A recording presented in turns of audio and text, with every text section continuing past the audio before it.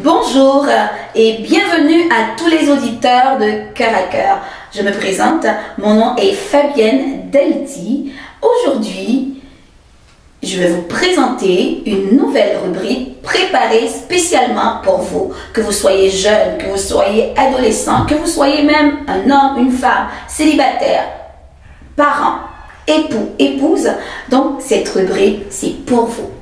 Alors, cette rubrique, ça s'appelle tout simplement tout ce que j'aurais aimé savoir. Je ne sais pas si vous êtes comme moi, quand j'avais 10 ans, quand j'avais 12 ans, quand j'avais 15 ans ou même quand j'étais un jeune adulte, il y a des choses que j'aurais tout simplement aimé savoir. Il y a des choses que j'aurais aimé m'asseoir, que quelqu'un s'assoie avec moi et me réponde à toutes mes questions.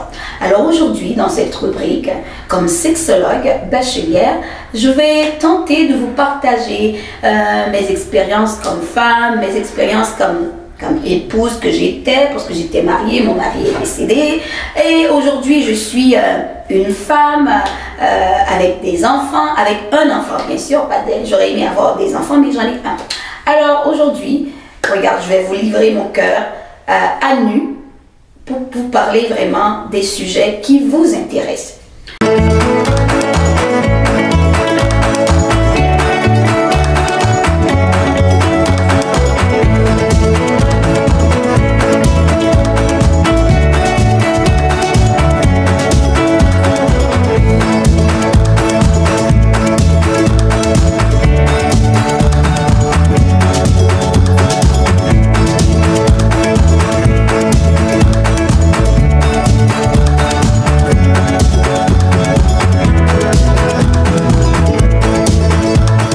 Je ne sais pas pour vous.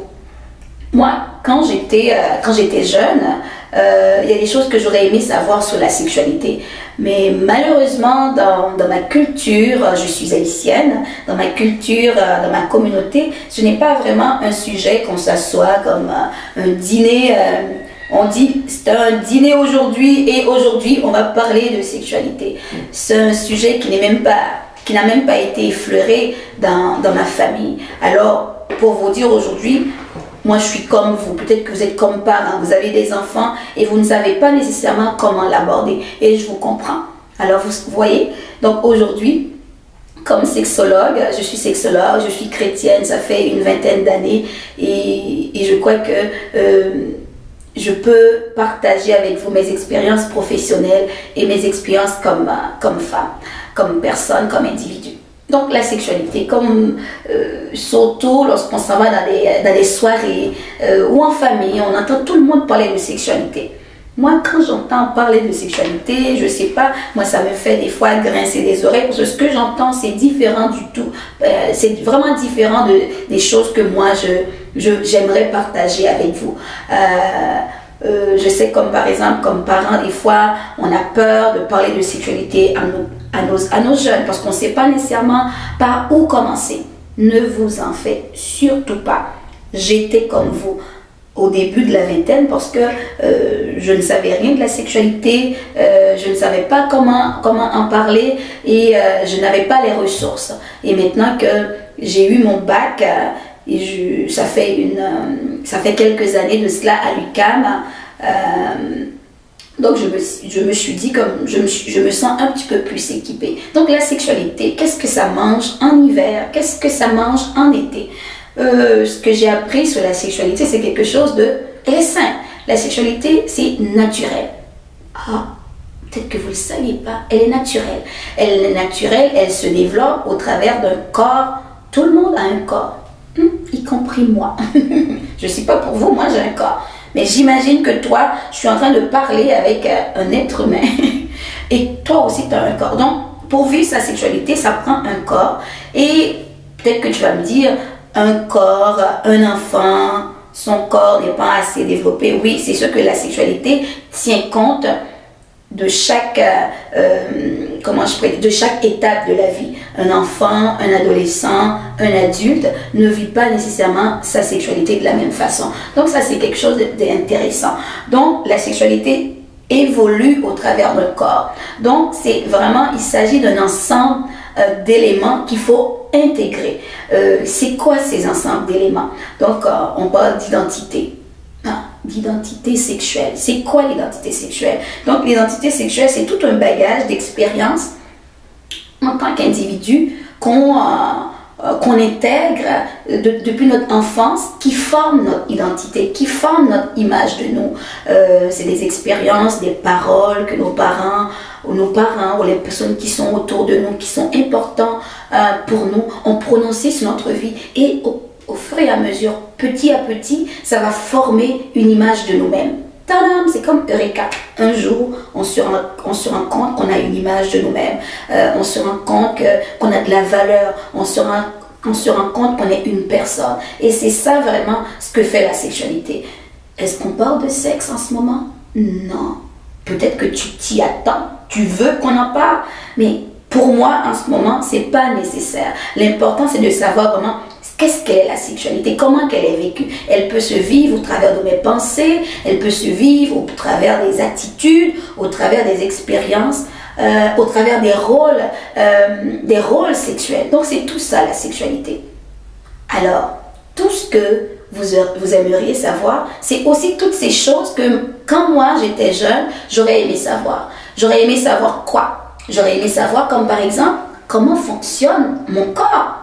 Je ne dis pas qu'il faut devenir un médecin, il faut connaître toute notre anatomie de A à Z, mais au niveau de ma santé en général, j'aimerais savoir comment fait-on les bébés, la fameuse question, lorsqu'on pose ça, lorsque nos enfants nous posent cette question, comment fait-on les bébés? Moi, j'ai déjà entendu toutes sortes de réponses. On fait les bébés, c'est la cigogne qui nous ramène les bébés. Je me rappelle quand j'étais jeune, j'étais à l'école chez les sœurs, il y avait un prof qui était toujours, disons, au moins une fois ou 2 ans, qui était toujours absente à l'école. Mais qu'est-ce qu'elle a? Pourquoi elle est absente? Mais pourquoi elle a un gros ventre? Mais on avait peur de nous dire qu'elle était enceinte, qu'elle attendait un bébé. Soit on nous avait dit qu'elle était enflée, qu'elle avait un ballonnement. Mais c'est pas, pour moi, c'est comme jeune, j'avais 12, 13, 14 ans, c'était pas normal. On savait qu'il y avait un enfant dans son ventre. Mais pourquoi on n'osait pas nous dire qu'elle avait un enfant, tout simplement, qu'elle était enceinte, qu'on pouvait peut-être utiliser cet événement pour nous dire comment fait-on les bébés. Peut-être que vous êtes parents et vous nous écoutez. Est-ce que vous aimeriez savoir comment fait-on les bébés? Regarde, je vais y aller très simplement. C'est quelque chose que j'utilise souvent avec mon fils. Comment fait-on les bébés? Il a 9 ans, mais je peux vous garantir que depuis qu'il avait 4 ans, je lui explique comment fait-on les bébés. Ça prend un sperme. Ça prend une spermatozoïde de papa et ça prend un ovule de maman. Et lorsqu'ils se rencontrent dans le ventre de maman, tadam, ça grandit, ça grandit, ça grandit. Après 9 mois, ça fait un bébé et le bébé sort par le vagin. Donc, est-ce que j'ai exagéré? Non, je pense qu'il n'a pas fait yak. Il n'a pas dit « Oh non, qu'est-ce que tu es en train de raconter ?» Il était satisfait, mon fils. Et je pense que c'est de cette manière-là, lorsque nos enfants nous posent des questions par rapport à la sexualité, qu'il faut leur répondre tout simplement, clairement, concrètement et de façon concise. Parce que si on ne donne pas la réponse à nos enfants, il va toujours avoir une zone d'ombre dans leur tête. Il y a quelque chose qui n'est pas répondu. Et croyez-le ou non, si moi je ne réponds pas, il y a les petits-enfants à l'école, ils sont capables de s'imaginer plein de choses dans leur tête. De la même façon qu'ils peuvent s'imaginer qu'il y a des fantômes, qu'il y a des monstres sous leur lit. Leurs imaginations sont assez fébriles pour imaginer plein de choses. Et ça, c'est très négatif. Et ça leur laisse vraiment une mauvaise image de la sexualité. Je pense que il y a beaucoup de générations dans le passé qui ont manqué cette éducation. Je crois qu'on vit dans une génération où l'information va très très très vite. Sur Internet, sur Google, je pense que s'il y a une publicité même à la télévision, il y a un enfant qui a posé une question à son père et il n'a pas pu répondre, mais il a dit de toute façon, Google va me répondre. C'est exactement ce qui risque d'arriver si on ne répond pas, si on ne donne pas la bonne réponse à nos enfants.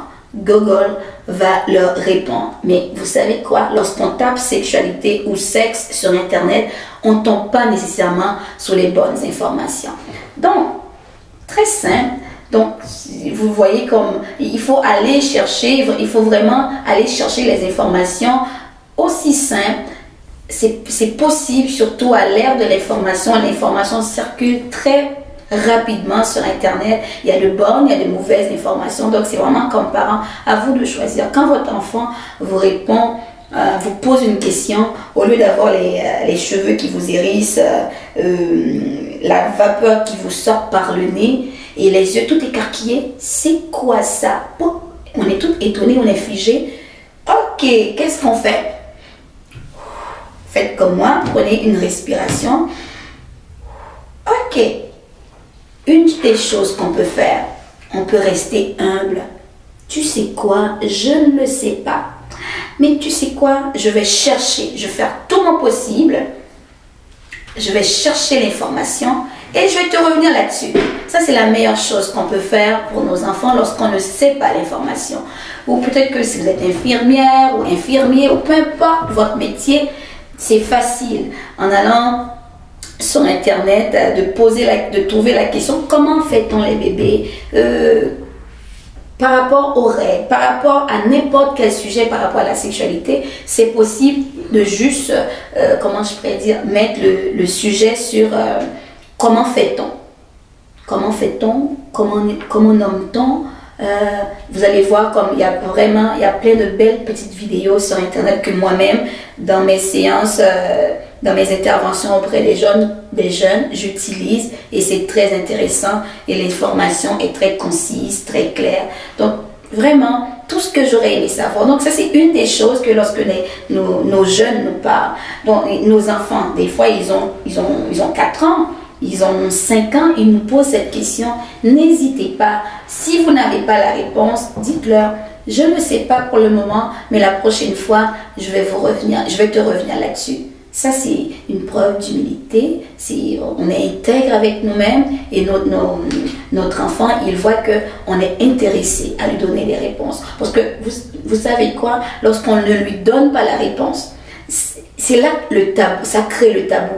Ça crée la noirceur, ça crée les ténèbres. Oh, maman a peur, papa a peur de me parler de cela. Donc ça doit être mauvais, ça doit être laid. Et c'est réservé aux adultes, oui. On sait que papa et maman nous ont mis au monde, mais comment fait-on ça? Donc ça prend tout simplement un spermatozoïde, une ovule. Donc comment ça se fait comment je pourrais dire, si tu ne te sens pas à l'aise de lui dire nécessairement comment ça fonctionne en faisant l'amour ou tout simplement, c'est pas nécessaire. Donc le reste, ça concerne tout simplement les adultes. Mais quand tu seras un adulte, regarde, tu vas le savoir parce que c'est quelque chose de naturel. Mais pour le moment, tout ce que tu dois savoir, c'est ça prend un spermatozoïde et un ovule. Et lorsqu'on les met ensemble, ça grandit, ça fait un petit fœtus. Et après 9 mois, le fœtus il grandit, il devient un bébé.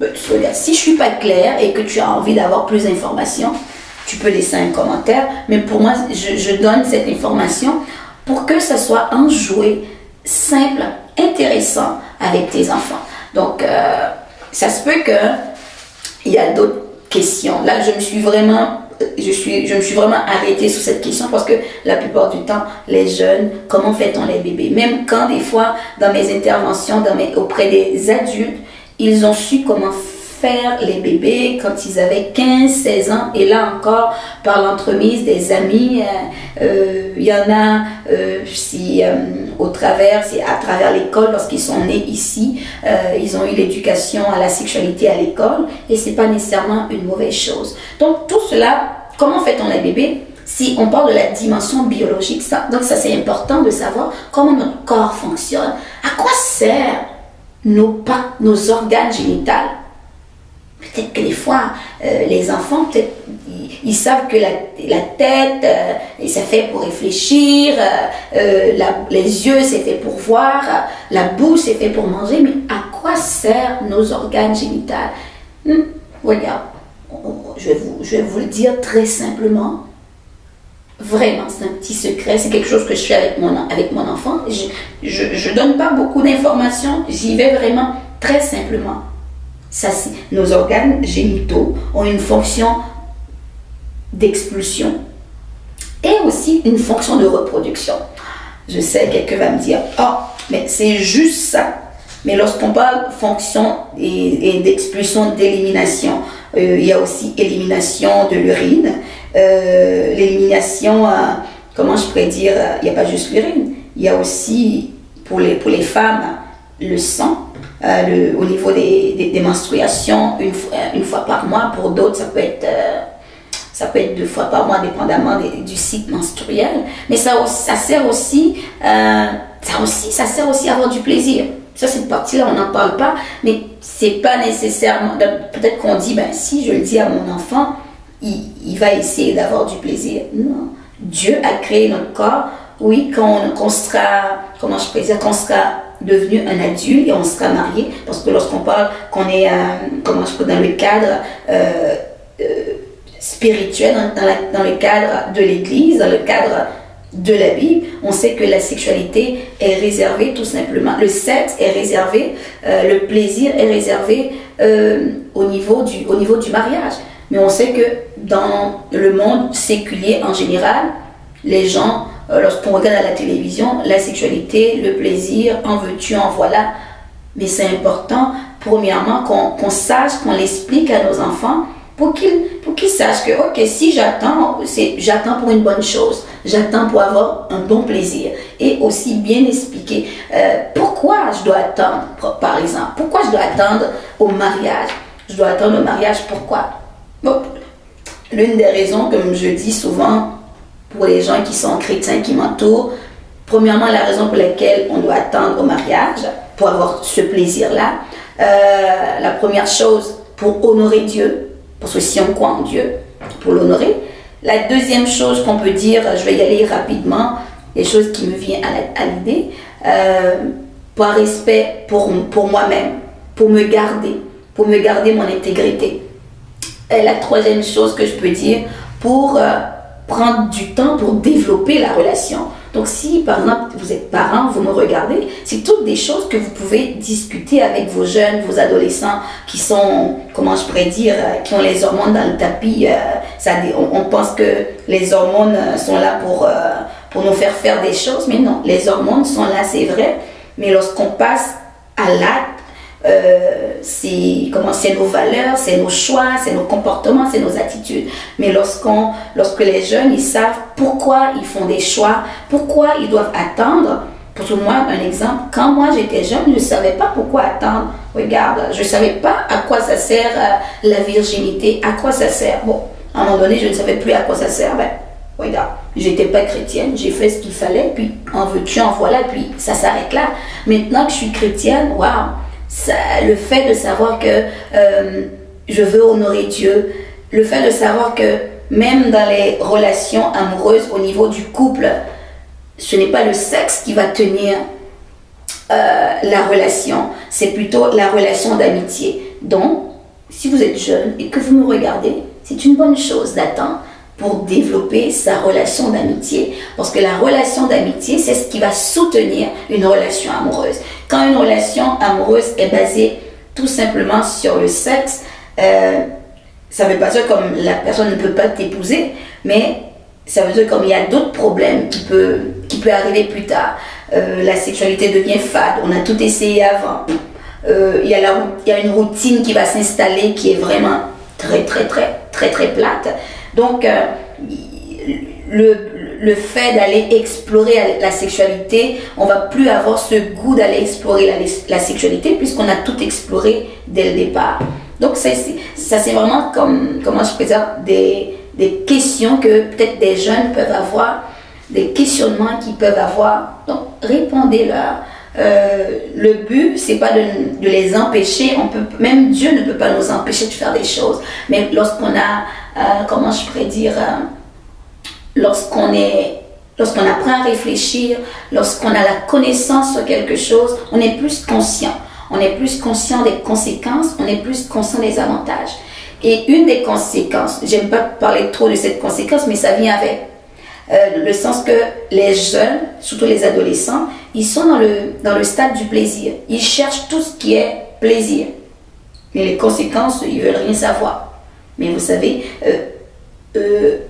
quand tu couches avec quelqu'un, tu as une chance sur deux d'être enceinte. Tu as une chance sur deux aussi d'attraper des ITSS, des maladies transmissibles sexuellement. Ce qu'on ne nous dit pas souvent, ces maladies transmissibles sexuellement, des fois, il y en a qui font en sorte qui rendent stériles le plus souvent les femmes. Donc, on n'en parle pas souvent, mais c'est des faits. Donc, des fois, il y a des adultes qui sont là, qui ne peuvent pas avoir des enfants, qui vont prier, qui vont jeûner. Dieu peut nous faire grâce, mais déjà, scientifiquement parlant, il y a on peut revenir sur notre rubrique. Quels sont ces ITSS qui font en sorte qu'ils peuvent rendre stérile la femme ou même l'homme? Donc, on peut en revenir là-dessus. Donc, ça, c'est vraiment important de savoir au niveau biologique, vraiment, tout ce qui a rapport avec mon corps, la santé en général de mon corps. Donc, est-ce que tu veux encore continuer à savoir d'autres choses? Peut-être que pour moi, j'ai envie encore il y a des choses que j'aimerais savoir. Quand j'étais jeune, même jeune adulte, j'aurais aimé savoir, comment je pourrais dire, au niveau des émotions, au niveau comment vivre la tendresse, comment partager de la tendresse. J'aurais aimé savoir ça. Il y a des choses que j'aurais aimé savoir, comme ça m'aurait évité bien des désagréments. Vous allez entendre souvent désagréments parce que j'en ai eu des désagréments dans ma vie. Mais si vous êtes jeune aujourd'hui, célibataire, ou même peut-être que vous êtes encore aujourd'hui marié, il y a aussi des choses, il y a des tirs comment je pourrais dire, vous pouvez vous adapter. Il y a des choses que j'ai appris, par exemple, au niveau affectif. Donc, c'est important, le développement affectif. Si moi, j'ai pas eu à développer, comment je pourrais dire, le développement affectif chez moi, ma relation amoureuse ne va pas bien se porter. Donc, c'est important, souvent, on mélange développement affectif et relation amoureuse. Ma relation affective, c'est toute la tendresse, l'amour qui habite en moi et non pas l'amour qui habite dans l'autre pour moi. Donc, c'est vraiment important de faire la différence. Quand je suis capable d'apprendre à m'aimer moi-même, je ne vais pas tout le temps chercher à être aimé par l'autre, mais plutôt, comment je pourrais dire, chercher à aimer l'autre. Ça ne veut pas dire comme il faut tomber sur n'importe qui, pour l'autre ne m'aime pas, mais je l'aime quand même. Ce n'est pas ça que je dis. Mais souvent, je ne sais pas si vous étiez comme moi quand j'avais 20 ans, j'étais dans la vingtaine, même dans la trentaine, dans ma tête, j'attendais que quelqu'un m'aime pour être heureuse. Donc finalement, être heureuse, j'étais en attente. Mais ça, c'est un mensonge. Parce que dans la relation amoureuse, pour être bien dans une relation amoureuse, il faut être capable d'être bien soi-même. Il faut être capable d'avoir cette ère d'affectivité pour soi-même, de le développer n'importe où, au sein de la famille, avec des amis, avant même d'aller puiser dans une relation amoureuse. Une relation amoureuse, si je vais puiser pour moi, je deviens comme quelqu'un qui va quémander de l'amour, donc finalement je ne serai pas heureuse. Et je l'ai compris à mes dépens, parce que je me suis dit, quand j'ai rencontré mon époux, j'ai compris ça. Donc, j'ai pris le temps de m'aimer, j'ai pris le temps d'avoir l'amour pour moi, j'ai pris le temps de développer mes passions, d'avoir de la tendresse pour moi. Et après cela, je suis devenue comme un déversoir. Je déversais carrément de l'amour. Ça, c'est vraiment une chose que je te souhaite. Si toi, tu es adolescent, je souhaite à vous, vous qui êtes peut-être une femme ou un homme qui est dans une relation amoureuse ou même en couple, d'être celui ou celle qui déverse l'amour. Ça, c'est quelque chose qui nous libère. On se sent légère. On n'est pas là pour prendre de l'autre. On est là pour donner. Et vous savez quoi? La nature est tellement bien faite. Lorsqu'on donne à l'autre, c'est comme si l'autre n'a pas le choix de nous donner. Si vous êtes marié, je vous souhaite de vivre vraiment, ou de tout simplement de travailler à cette relation-là, de chercher à être comblé, à être rempli, à avoir cette autonomie affective à l'intérieur de toi. Pourquoi je dis cela? Parce que moi, je sais que Dieu est capable de... Quand Dieu déverse de l'amour en moi, quand Dieu déverse son amour en moi, moi, je n'ai pas le choix de déborder sur les autres. Donc, je vous souhaite tout simplement cette sorte de relation, d'affectivité, cette sorte de relation afin que vous soyez comme cette lumière que Dieu veut que tu puisses être dans ta vie. Alors, sur ce, je vous laisse pour notre prochaine rubrique, tout ce que j'aurais aimé savoir.